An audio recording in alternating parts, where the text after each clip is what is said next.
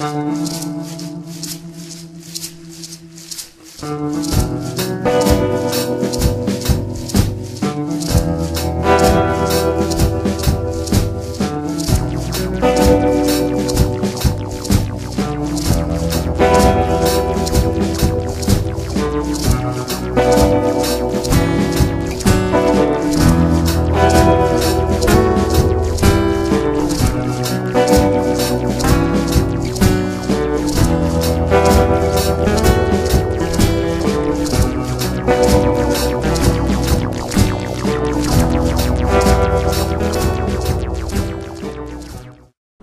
contrabando é unha consecuencia lóxica pois das diferencias que hai económicas entre dous países que forman unha fronteira.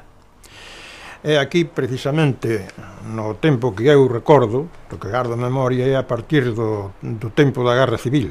Foi unha actividade que daquela era unha especie de industria que existía aquí, era o medio de ganar algo, non había outro.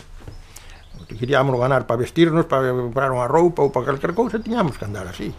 Nesa época, debido á gran carencia que había de produtos de toda a clase, principalmente dos máis necesarios para a sobrevivencia da xente, pois, lóxicamente, tuveron recurrir ao tráfico, é dicir, ao paso de mercadoría dunha parte a outra. As necesidades alimenticias por un lado, e despois a necesidade de a xente tamén encontrar algunha cousa onde ganar algo, pois iso influía en que uns se dedicaran ao tráfico e outros se prestaran a ser, pois, traballadores do tráfico, é dicir, utilizados como portadores de mercancías e cousas así na fronteira, non?